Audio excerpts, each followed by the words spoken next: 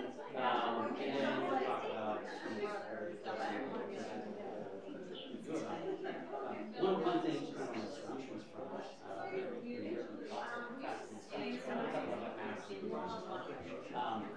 But kind of comparative approach to other complex systems and what they survive without the same type of adapting.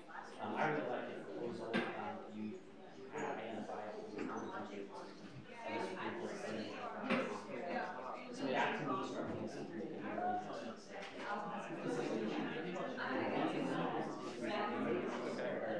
that so in that case, just I'm sure it's that's really what I was going to say until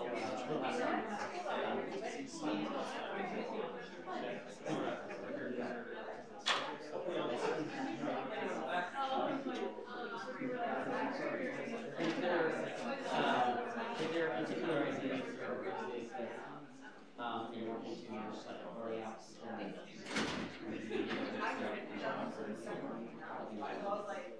I wish we could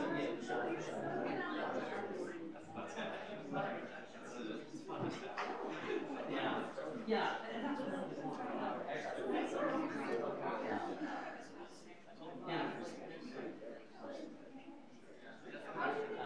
So everything's going back. Okay.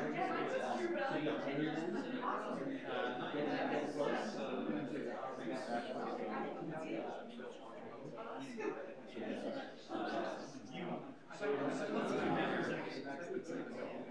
That's right.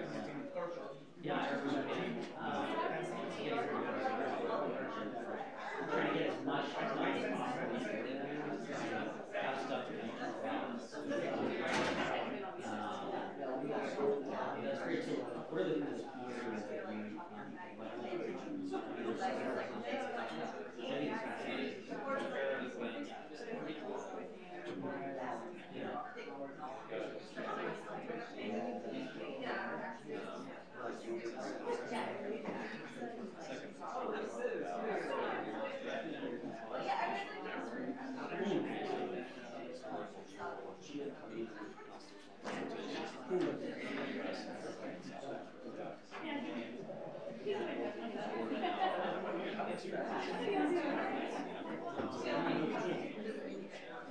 I bizarrely had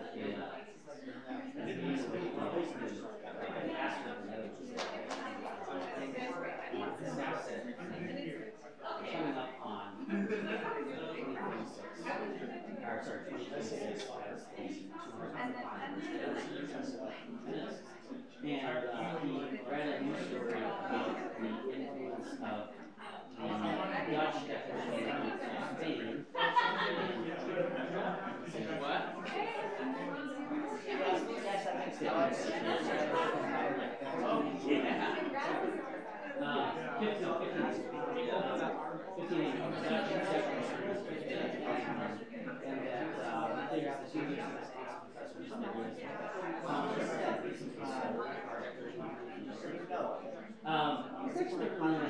Argument requiring a lot of substantial evidence of the structure of the Dutch Spain. There is a lot of similarities to the one guy's expertise is not large. I think the better answer is that a lot of people nonetheless, dude, you had to start. Best 30 minutes. Oh, you had like, hey, 45 minutes. No, we have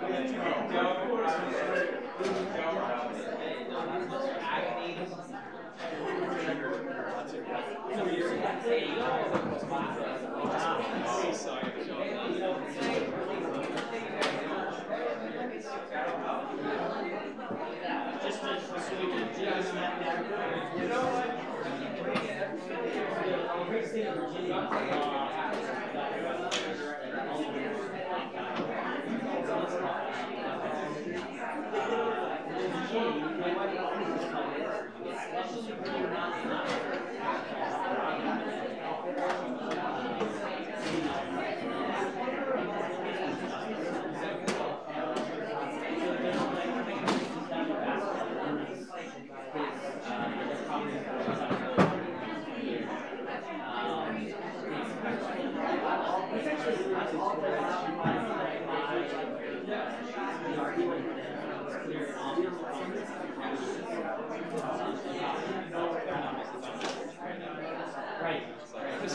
Yeah.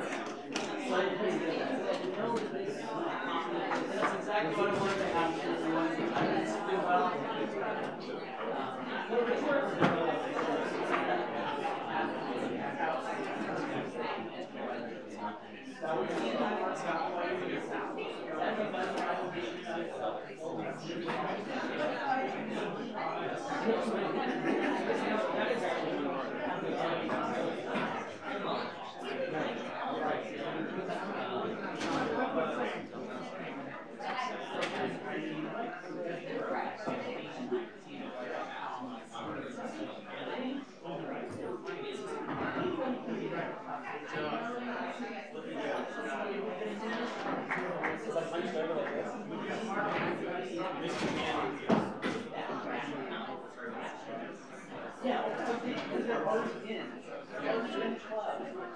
we go.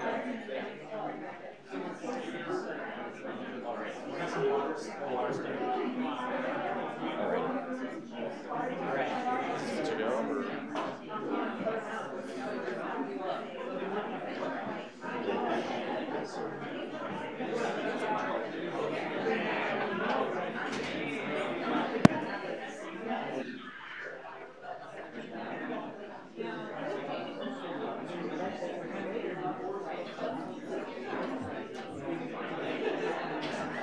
Nope, I'm turning this off. Is it on?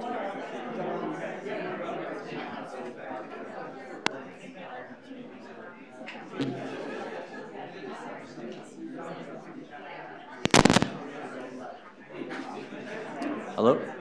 Alrighty. Good afternoon, everybody. Welcome to today's event. Excellent, super exciting event. A Republic, if you can keep it.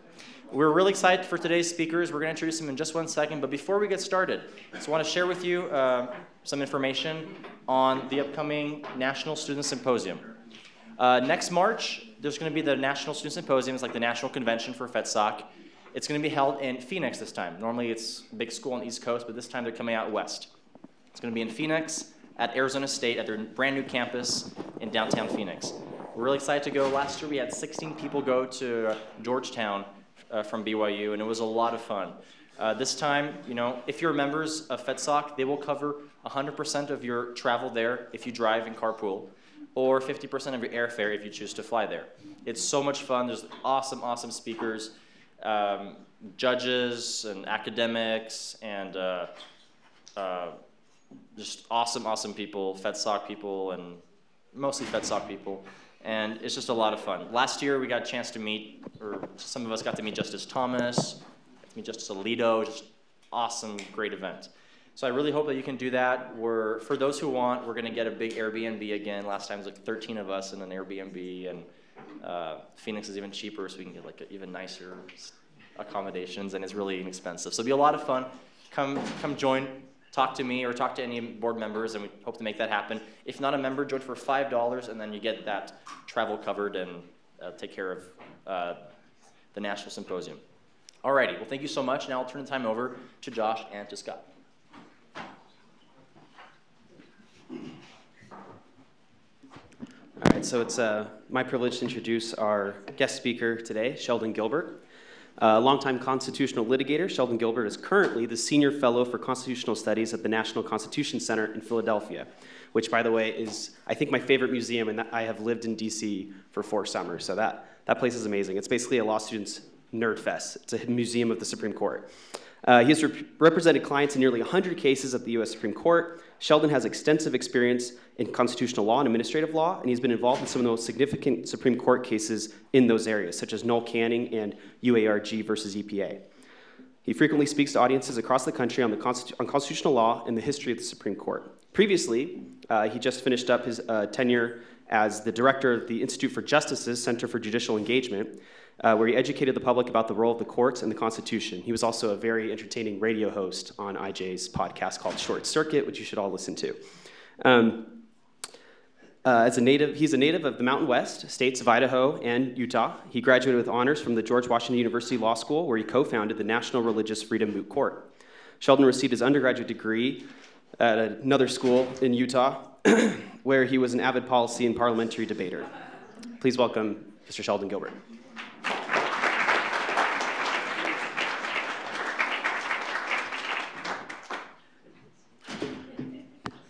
We,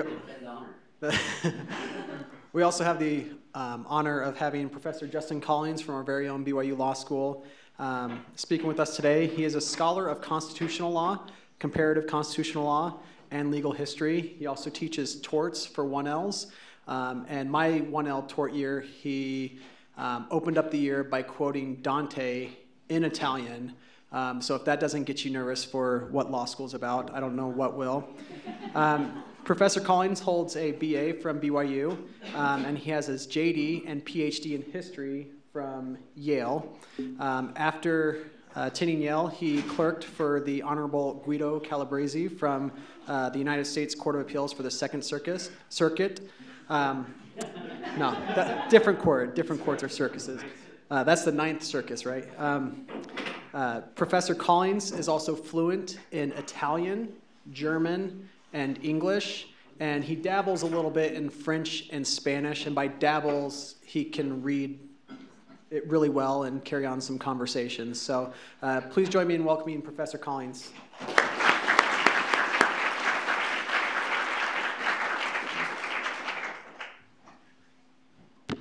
I'm mostly here to listen to Professor Collins. This should be really exciting. For the record, Josh failed to even mention the school, my undergrad university, which is the University of Utah.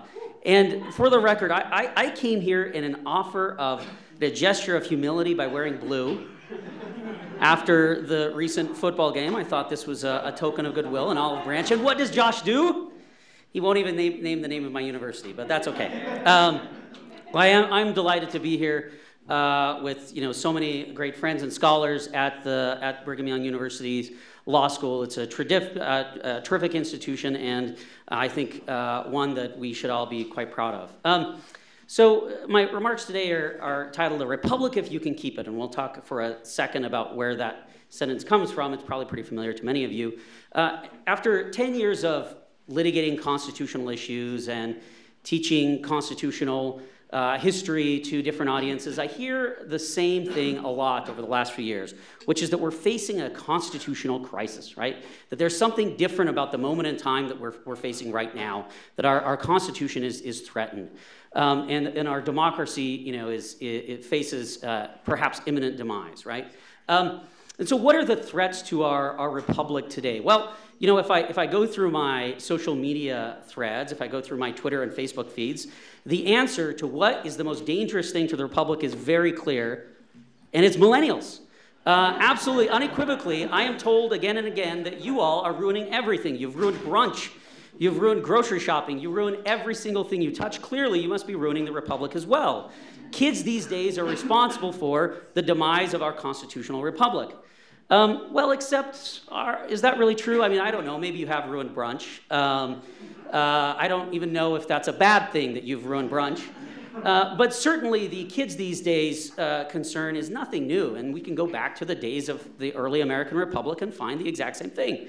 So, for example, Virginia planter Colonel Landon Carter is a well-educated county magistrate, and he writes in his journal that his son Robert was disrespectful, sulky, impudent, and totally dependent on dad.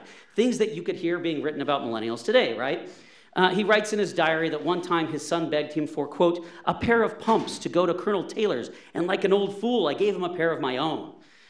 He wasn't just angry at his son. He said his grandson was, quote, insufferable, and, quote, the most outrageous scoundrel that ever appeared in the human shape.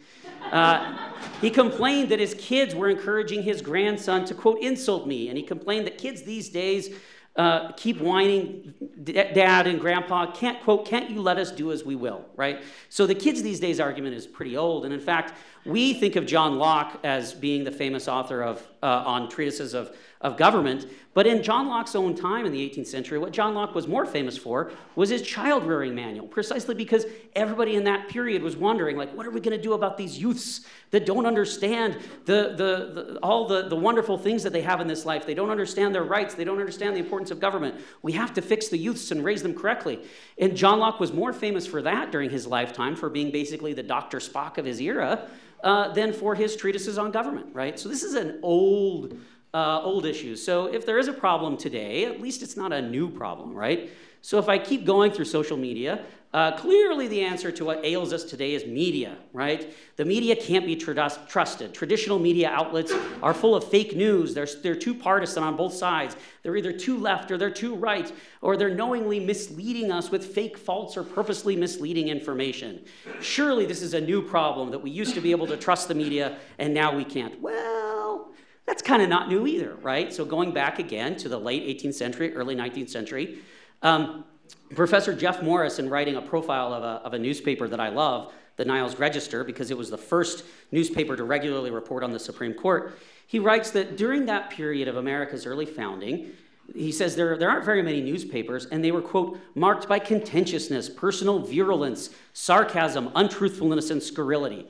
And in fact, the Niles Register was created by Hezekiah Niles because he was so concerned about the partisanship in news. He was worried that you couldn't tell the difference between real news and fake news. So he created this new format for his newspaper where on one side, on one column, he would have the primary sources, say the text of a Supreme Court opinion or the text of proposed legislation. And on the other side, you would have the commentary on it. So you could easily distinguish between the facts and the commentary, the real news reporting and the opinion.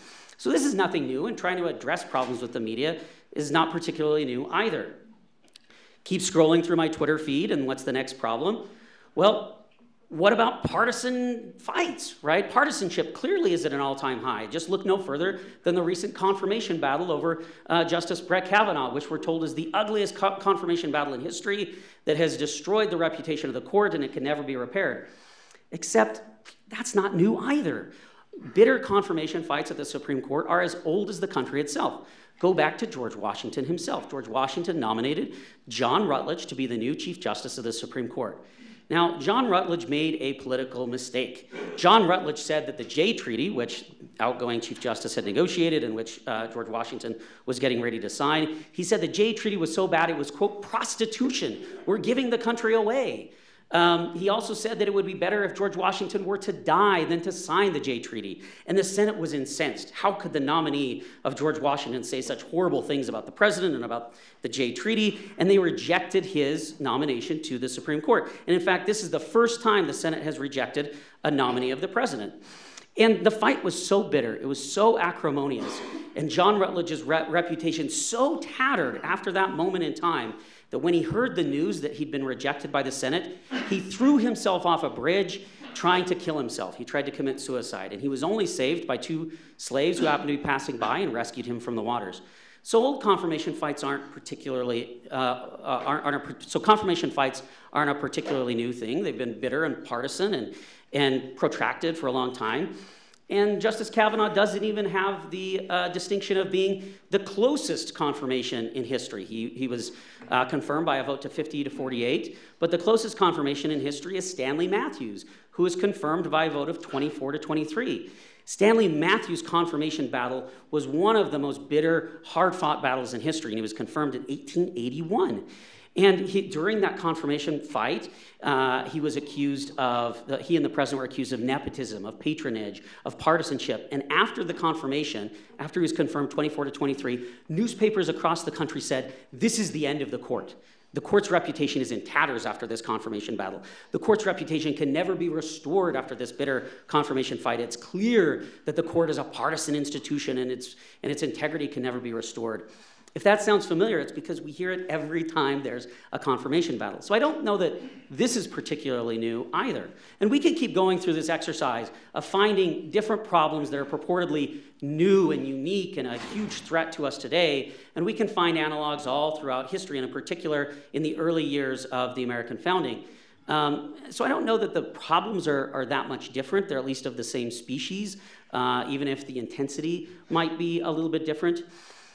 But my thesis today is that even if the problems are very similar and are problems that the founding era thought about, we are losing something today, or at least we're weakening something really important. We're losing the constitutional tools that we developed to protect our Republican democracy. And in particular, one of the most important tools to protect our Republican democracy is separation of powers, and that's what I want to talk about today, how separation of powers is under threat. But first, I want to go back in time to understand what I mean by a Republican Constitution and republicanism. This image you have here is a screenshot of James Madison's notes that he drafted in preparation for what would become the Constitutional Convention. So what's important about these notes is that he wrote these for his personal consumption. This was not intended for a general audience, so he's actually really candid in what he writes here. And he entitles his notes on the vices of the political system of the United States, which is an evergreen title that you could probably use any day of the week. But I would recommend that you go take a look at this. He has basically 11 different categories that he teases out. We won't go through all of them, but in a nutshell, if you look at what he talks about as the problems of the Articles of Confederacy, the problems of state governments, you'll see that many of them find their way into the final Constitution that's adopted out of the Constitutional Convention, or later on during the second founding after the Civil War with the 13th, 14th, and 15th Amendments.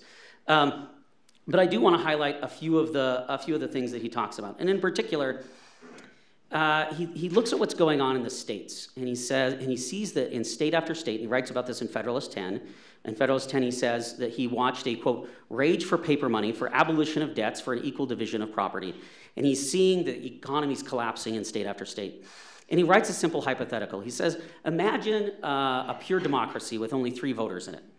And in that pure democracy, 2 of the voters have interests that are aligned with each other and against the rights of the 3rd voter, the minority. What's going to happen? He says, obviously, we know what's going to happen.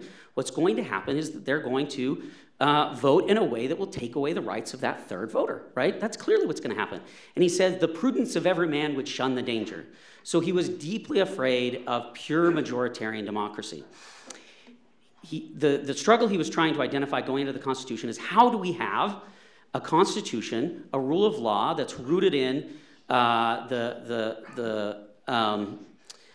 has the legitimacy of a democracy, where we the people are voting for it, but at the same time protects the natural rights of individuals.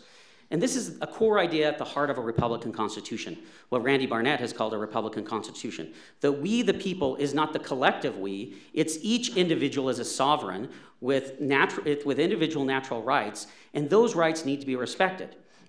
But that runs into all sorts of problems. How do you create a system where the majority won't always run roughshod over the rights of a minority, right? And he says, whenever, therefore, an apparent interest or common passion unites a majority, what is to restrain them from unjust violations of the rights and interests of the minority or individuals? And he says, well, there's only 3 motives. There are 3 motives that could motivate someone not to take away the rights of a minority when it's in their interest. He says, 1, a prudent regard to their own good as involved in the general and permanent good of the community. So in other words, they got to see the big picture, right? They have to see that it's in their interest in the long term to protect the rights of the minority, because they may be a majority on one issue, but they're not going to be a majority on every issue, right? But he says that this feature is too often forgotten. This motive is too weak by itself and too often forgotten. Okay, what else? He says respect for character. People of good character will enter office, right? But he says, well, here's the problem. Quote, within a particular society, the standard is fixed by those whose conduct is to be measured by it. In other words, when you're trying to decide if a leader has good character, too often, whoever the leader is and the behavior of that leader is defining character for the entire group, right? The arc of character bends toward whoever the leader is. And he said, so that might not be particularly helpful. What about religion, the 3rd possible motive? He says, will religion, the only remaining motive, be a sufficient restraint? He has some positive things to say about the possible power of religion to kind of restrain majorities from running roughshod over the rights of minorities. But he says experience proves quite the reverse. Individuals join without remorse in acts against which their consciences would revolt if proposed to them under the like sanction. So he says motives aren't enough. These 3 motives that might prevent a majority from running roughshod over a minority to take away the rights of a minority, those motives are insufficient checks on the power of a majority in a pure democracy. So what do you need then? Well, he thinks that if you will never have people with the right motives, then we need structural solutions that will make it harder for voters or for government officials to act on their most base motives in a way that will injure the rights of others. So we need structural solutions.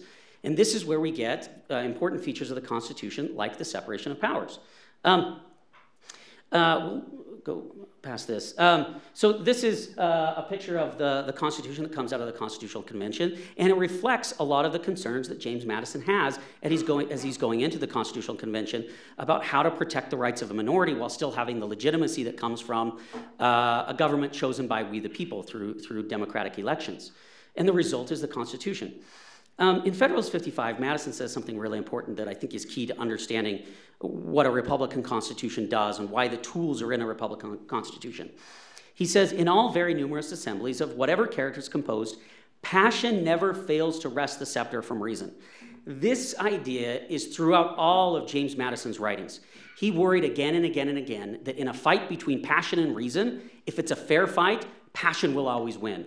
Reason will fail in a fair fight against passion.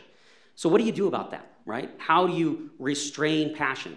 Well, I don't know if you can restrain passion, but his solution was a structural constitution that would slow down decision-making in many important respects or distribute power in many important respects so that it wasn't a fair fight. He wanted reason to have a chance to catch up with passion. And so the structural constitution includes all sorts of mechanisms that distribute power or make it harder for the majority to exercise its will. Of course, the majority can always, at the end of the day, exercise its will, right?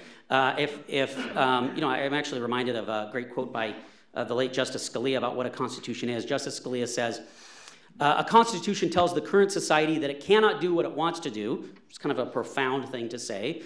A constitution tells the current society that it cannot do what it wants to do without going through the extraordinary steps of amending it, right? So the constitution that James Madison envisions is not counter-majoritarian, it's not anti-majoritarian, but it is most definitely super-majoritarian. The amendment clause requires a supermajority to change the Constitution. And what's the purpose of that? It's to slow down decision-making, right? For reason to have a chance to catch up. Remember when he talked about those three motives that perhaps might restrain us as a majority from taking away the rights from a minority? If you slow down the decision-making process, you're angry about something, you want to stick it to some particular individual or group. If you can slow down the decision-making process, James Madison thought, perhaps you can have a chance for reason to catch up for the majority to say, actually, I can see why that's maybe not a good idea, right? And so how does the Constitution distribute power so that no one person can exercise too much of it, and how does it slow down decision-making? Well, think about the various structural features of the U.S. Constitution. Federalism, right? Distributing power among the states and the federal government. That's a way that you can slow down decision-making. Enumerated powers. Well, if you have to change the Constitution, amend the Constitution to give the federal government more power to go after a particular group, that's going to slow things down. So a system of enumerated federal powers also slows down decision-making. Separation of powers. We have three branches of government.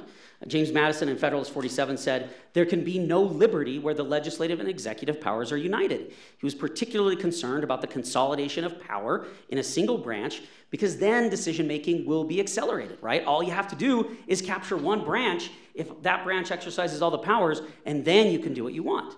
And he was very concerned by that. He wanted to separate the powers to try and distribute the powers and make it harder for certain factions to capture control of the government and exercise the will of the majority over the rights of a minority.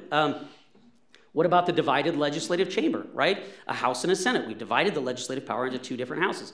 Now, this is probably almost certainly apocryphal, but there's a story that I like about George Washington, who purportedly had a breakfast with Thomas Jefferson after the Constitutional Convention. And in this accounting, Thomas Jefferson asked George Washington, why did you guys distribute the power in the legislative branch into a House and a Senate? Why would you do that? And now, again, this is probably almost certainly apocryphal because Thomas Jefferson, as far as we can tell, liked the idea of separating a House and a Senate. But in the telling, Washington says, why, Thomas Jefferson, did you just now pour that coffee into your saucer before drinking it? Well, Jefferson replies, to cool it. My throat is not made of brass. Even so, says Washington, we pour our legislation into the senatorial saucer to cool it. And this anecdote, apocryphal as it may be, reflects the cooling function of our structural constitution. We've distributed power in such a way that we give a fighting chance to reason to catch up with passion. What about the rights component of our Constitution, the Bill of Rights and subsequent rights? That's another restraint on decision making. You can get rid of a right in the Bill of Rights. If we decide that free speech is too dangerous, there's a way to get rid of it. We can amend the Constitution to change it, right? And so the Constitution is filled with all sorts of features that are designed to slow down decision making, to give reason a chance to catch up with passion. After the Constitutional Convention, I think there was reason for at least some folks to feel confident in what we had created. This is has anybody recognized this picture? What is it? It's the rising sun. The rising sun. Where's it at? On the chair of George Washington. Yeah, George Washington's chair. He sat in it during the Constitutional Convention. I like this because it's just yards away from my office on Independence Mall. My office is across from Independence Hall. And as the story goes, Benjamin Franklin said that during the Constitutional Convention, every day of the convention, he looked at that sun and said, is the sun setting or is it rising on the new American government, right? Is this going to succeed or is it going to fail? And at the end of the convention, Benjamin Franklin said he was moved to decide that the sun is rising. That the rising sun represented the promise of a young nation at the dawn of its new government. And Benjamin Franklin echoed this sentiment as he left the Constitutional Convention. Now, this is from the diary of James McHenry. He's an Irish immigrant. He was an aide to Washington. He was the constitutional delegate from Maryland. And on September 18th, 1787, he writes in his journal that the day before, when Benjamin Franklin, Dr. Franklin, left Independence Hall, a lady, Mrs. Powell of Philadelphia, walked up to him and said, quote, "Well, doctor, what have we got, a republic or a monarchy?" "A republic," replied the doctor, "if you can keep it." And that's the question. How do we keep our Republican democracy? How do we keep these structural tools that are included in the structural Constitution? Well, let's fast forward to, I want to end on a story from, that's actually hanging on Professor Nilsson's wall, the New York Times. Is it there? I don't know if it's in your office. Yeah. There's a decision called Schechter-Poultry. It's a unanimous decision by the Supreme Court. Who's learned about Schechter-Poultry? All right, so about a third of you know the Schechter-Poultry case. So this eagle is referred to as the Blue Eagle. This is a graphic created by the federal government during the Great Depression under the National Industrial Recovery Act, the NRA. And the Blue Eagle was required to be posted in locations that were complying with new federal regulations, industrial codes that were designed under the Industrial Recovery Act to help address the economic problems of the Depression, right? So Section 3 of the National Industrial Recovery Act gives the president the authority to create codes of fair competition in the public interest, right? And we have a massive consolidation of lawmaking authority in the president in Article 3 of the National Industrial Recovery Act. So to put it in perspective, in the 145 years before the NRA is adopted, Congress had passed a total of 2,735 statutes, right? In 1 year, in 1934, the executive branch, the president, under this statute alone, created 10,000 new laws, right? So this is a massive expansion of the lawmaking by the federal government, but that lawmaking function is being consolidated in the executive branch. In the Department of Justice, under Franklin Delano Roosevelt, and there's a great accounting of this in Amity Schlase's book, The Forgotten Man, but the Department of Justice says to President Roosevelt, you know, we kind of think this law might be unconstitutional. Remember that whole separation of powers thing? Article 1, Section 1 says that all legislative powers are vested in the legislative branch. We think that there's a risk that this looks like legislative powers, that the executive is exercising legislative power, that we're consolidating this legislative function in the executive branch. And so we want to create this test case, right? We want to create a case that has all the features of the public will see how wonderful this law is and how we're protecting the public, health and safety of the public. So we're going to create a test case. We're going to go after somebody for violating this law. And we're going to use this case as a national profile and bring it up to the Supreme Court to show how wonderful these new codes of regulation are. That brings us to the Schechter family. This is a screenshot of a Brooklyn newspaper called the Daily Eagle talking about the case. The Schechter-Poultry case is often referred to as the sick chicken case. And I'll tell you in a minute why that is absolutely fake news. There are no sick chickens at all in the case. But one of the codes promulgated under this statute, one of the sets of regulations promulgated under the statute is what's referred to as the Live Poultry Code. And this was a set of regulations targeting live chicken butchering. And the Live Poultry Code did a lot of things that a lot of different trade codes at that time did. They created maximum hours of work. They established a minimum pay. They established inspection of quote unfit chickens. They established price controls. But for our purposes, the two most important provisions are a prohibition on the sale of quote unfit chickens, unhealthy chickens, and a ban on straight killing. And by a raise of hands, who thinks a ban on straight killing is a good idea? Just straight killing. Well, we got one person. Who thinks straight killing is a bad idea? Well, nobody knows what straight killing is, right? But it sounds kind of dangerous. It sounds horrible. I don't know what straight killing is, but I'm against it. So here's what straight killing is. You go into a poultry butcher shop, and you've got like a pen full of chickens, a chicken coop, and you go and say, that one right there, that one looks a little bit plumper than that one, which looks kind of skinny. I want to choose that one. And then the butcher will take the chicken you've chosen and butcher that chicken. Straight killing just means that the customer gets to choose which chicken they buy, right? This is a very Orwellian name for it, but it's letting the customer choose which chicken they want to buy. And the codes prohibited that. They thought it would be unfair for a butcher with really good hens to be competing with a butcher with bad hens. So the regulations required things like putting blindfolds on the customer or making the customer close his eyes and stick his hand in. And the customer had to grab whichever the first chicken he touched, and that's the chicken that had to be butchered. And it was a crime for the customer or for the company to engage in straight killing, to choose your own chicken. So you get a sense for what this code looked like.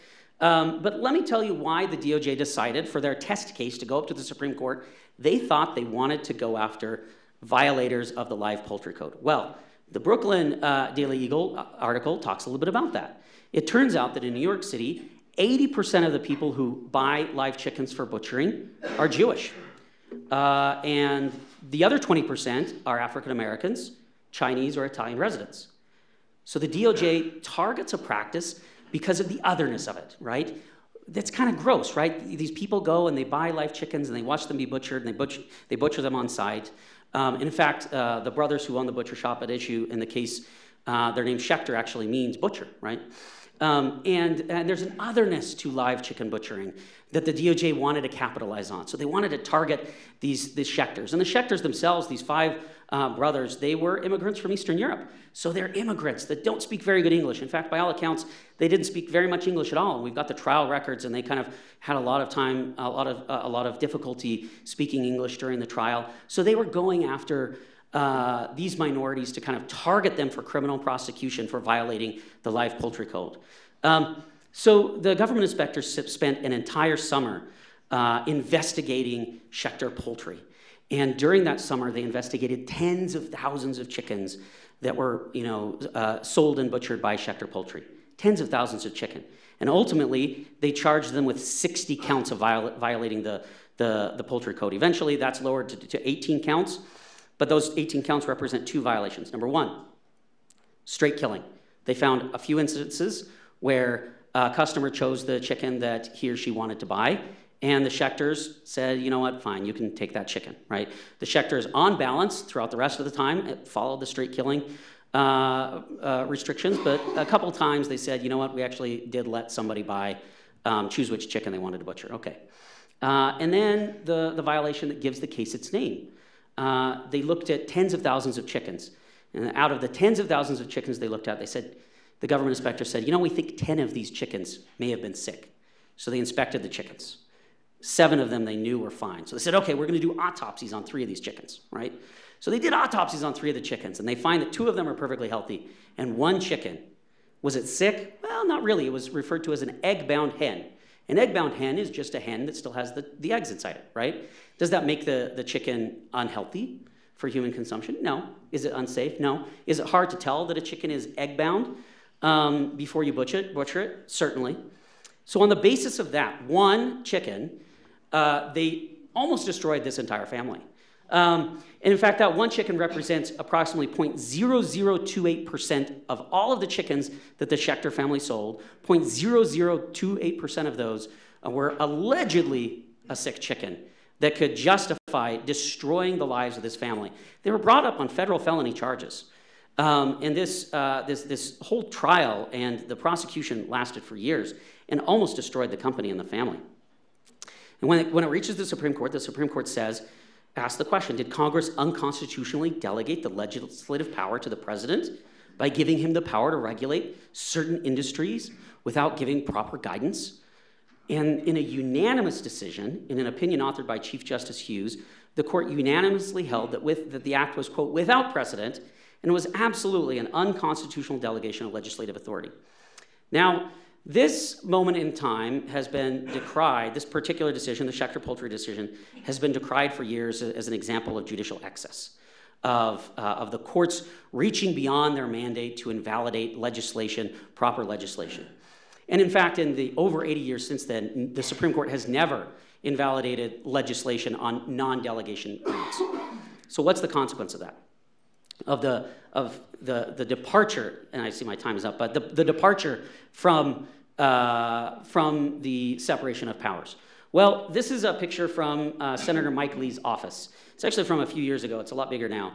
But Mike Lee keeps in his office, or at least has traditionally kept in his office, copies of all the Code of Federal the CFR from the particular year. And that's all these piles of paper. These are the federal regulations. And see that little tiny stack of paper right at the top? I don't know if you can see it. It's like a little tiny. Those are the statutes passed by Congress, right? To visually show the difference between the laws created by the executive branch and the laws created by Congress. And particularly in the criminal context, I think you'll be surprised to learn just how much lawmaking takes place by the executive branch. So we don't have hard numbers on this, but a 1990 study estimated that there are at least 300,000 federal regulatory crimes in the CFR. That means things that are a crime by virtue of having created a regulation saying that that particular conduct is a crime. And that was in 1990. It's certainly a much larger number now.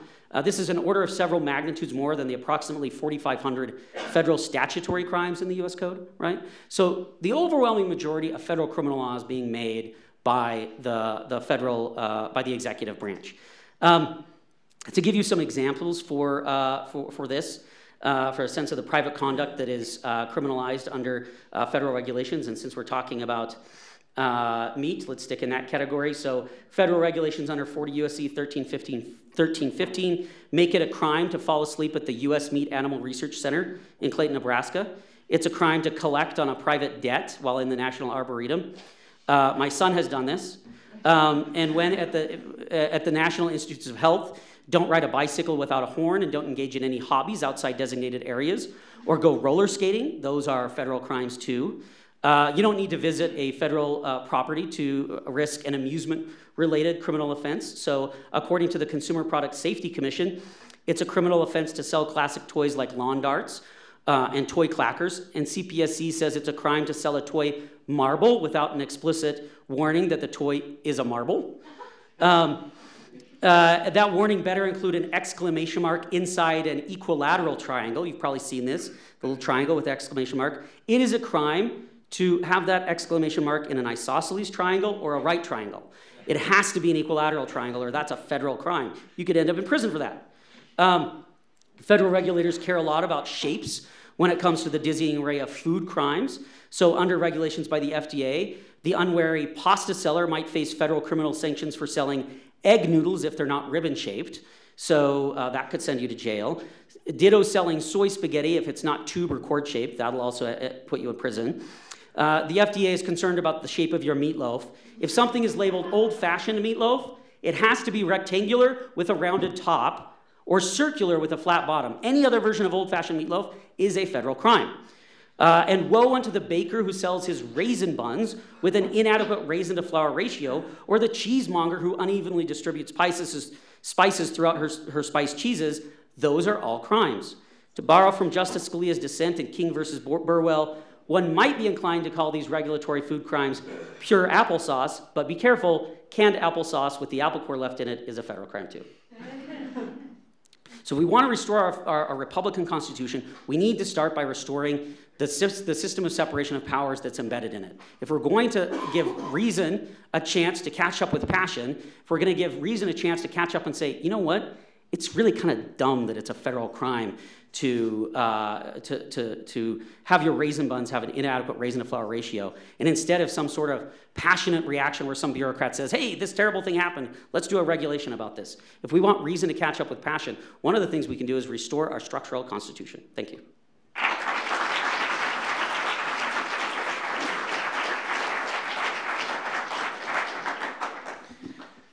Okay, so I'm not going to take a long time because I want you to have a chance to ask questions. These events are often billed as debates, so I want to start out with a point of sharp contention, which is actually a mathematical point of contention, because in my view, a 50 to 48 vote is actually closer than a 24 to 23 vote, because the 48 negative votes are exactly 90% of the 50 positive votes, whereas the 23 negative votes, 95.7% of the 24 positive votes. So now that I've thrown down the gauntlet, I'm inclined to adopt the straight killing rule in my own family, that the kids have got to blindfold themselves and stick their hand in and get the cookie. Let me say just a couple of things. By way of comparative critique of the American Constitution. These aren't necessarily my criticisms, these are criticisms that people have raised. One of them is a very old one, which is that the American constitutional system is inefficient in non-progressive ways, and this goes all the way back to one of the great early captains of progressivism, Woodrow Wilson, who was a professor of government at Princeton before becoming president of Princeton, then governor of New Jersey, and then president of the United States. And his argument was that we should learn from the English model of parliamentary government, in which you have an efficient government, that you win an election, that is a mandate from the people to carry out a program for a given period of time. The other critique comes from the opposite end, which is to say that the supermajoritarian requirements of the U.S. Constitution are not enough. After all, if a majority if it's a bad thing for a majority to oppress a minority, why is it okay for a supermajority to oppress a minority? After all, if a supermajority is coming after you, aren't you all the more vulnerable? Don't you need all the more protection?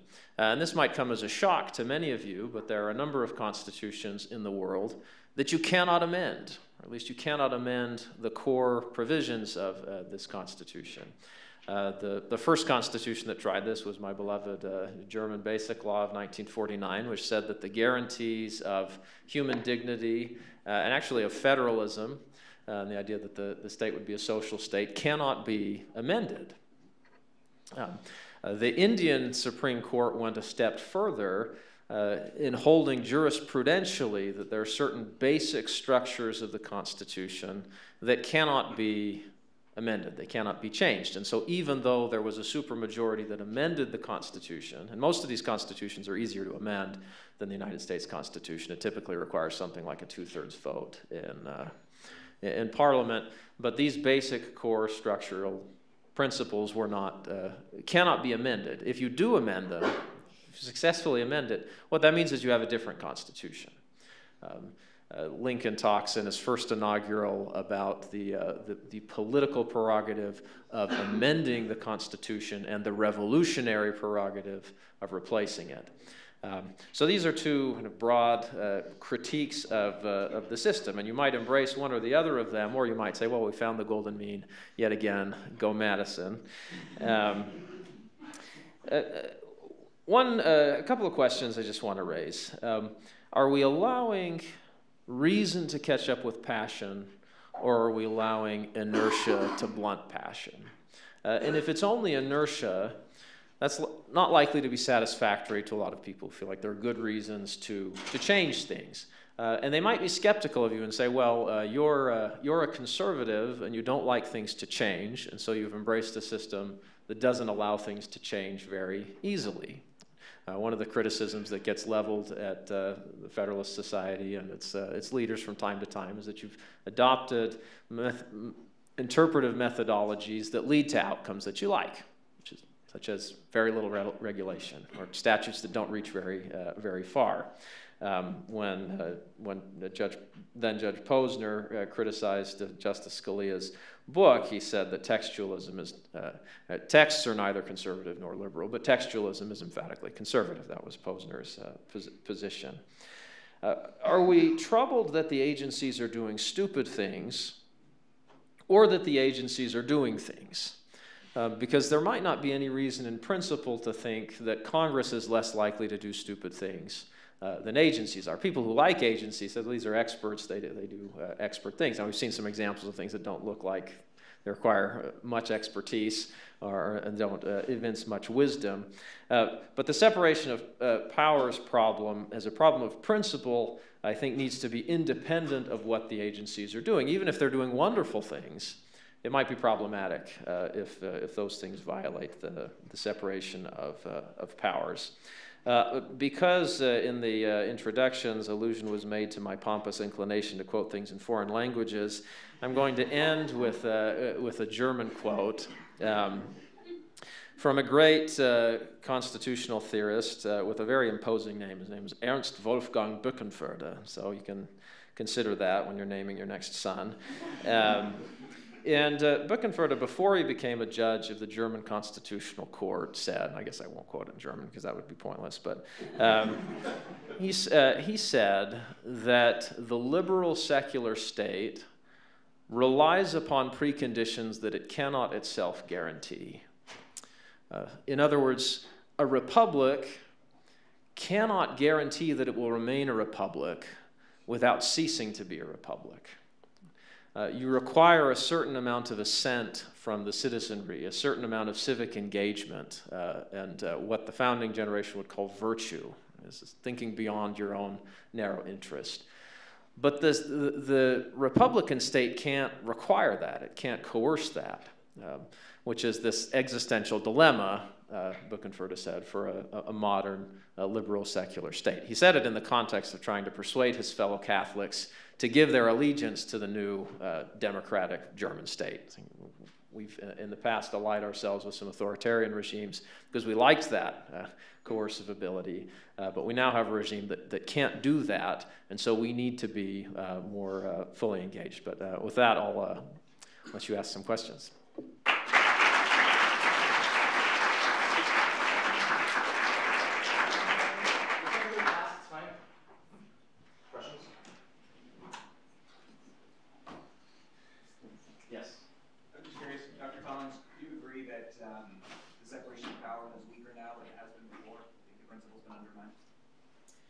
Well, I think the separation of powers,